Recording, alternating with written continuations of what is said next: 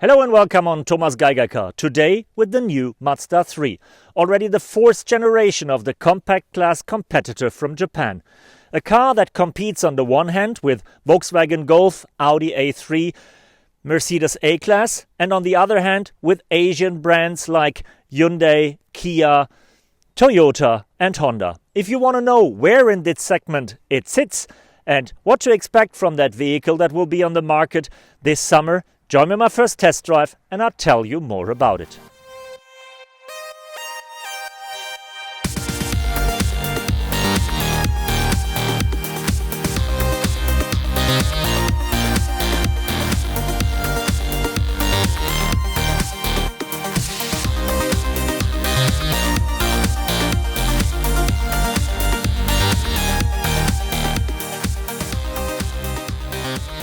Driving the Mazda 3 is really a fascinating experience. The Japanese call it Jinba Itai, and they talk about the rider and the horse becoming one.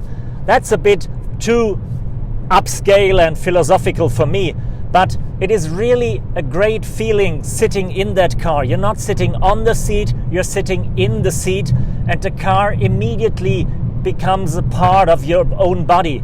You just drive it by intuition. Everything is so easy. Seating position, steering position, gear shifter. Everything is close. Everything works naturally. And it's really fun to drive. It feels like a sports car no matter how much power you have. It is really an engaging drive. Not as boring as in so many other Asian compact cars.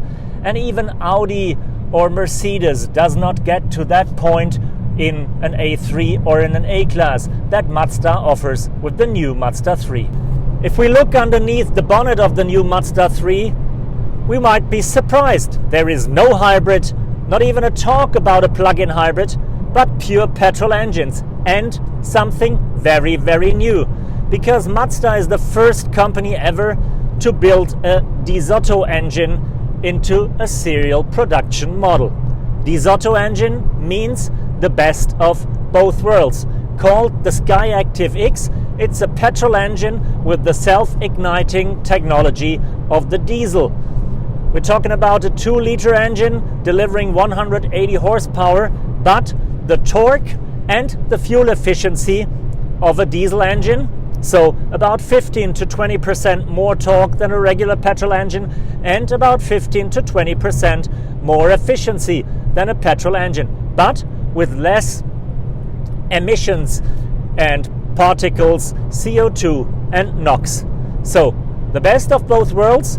And if you don't like that fancy engine, you can also go for a natural aspirated 2-liter engine with a 122 horsepower that we're driving here.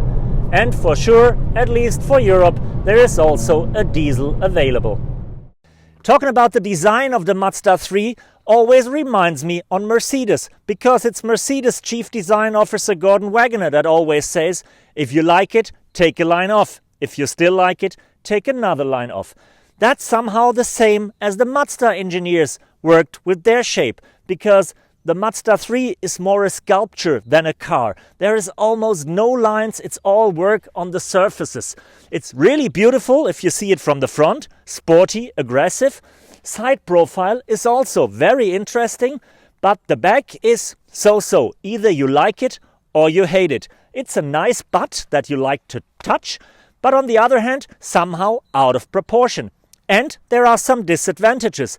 If you sit in the car, there is only a really small and narrow window to look out.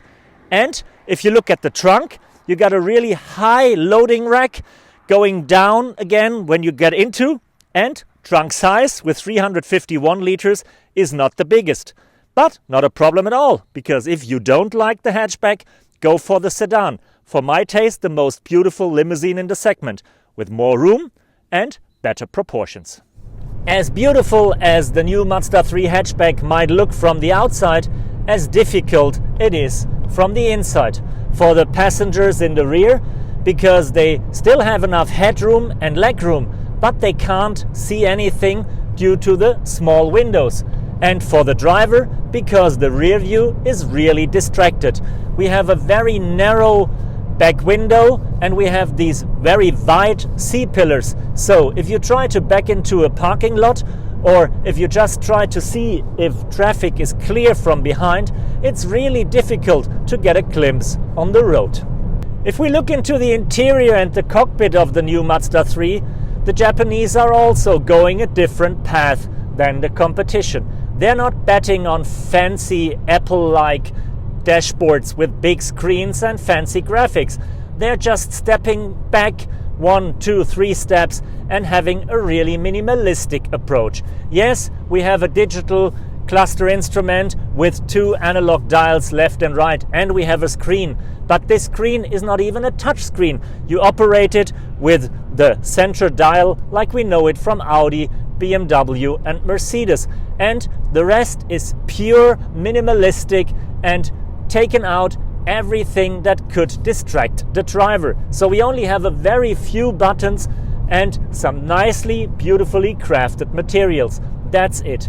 It looks on the first glimpse a bit poor, but the longer you look at it, the more relaxed you are and the more you can enjoy. Thanks for joining me on that first test drive with the new Mazda 3. For me, one of the most interesting cars in the segment, because everybody else is somehow trying to copy the Volkswagen Golf and to use the same ingredients as the German brand does. Mazda does it different, and that makes the car outstanding. Not only Sky-Acvtiv technology for the engine, which is unique. No, we have the perfect drive, the driver focus like we know it from a sports car, and a design that is really distinctive. You may like it, you may hate it, but you will never forget it. That's what makes the car stand out of the crowd and makes it one of my favorites in the compact class segment. Thank you, Tschüsschen, Seitchen, and goodbye.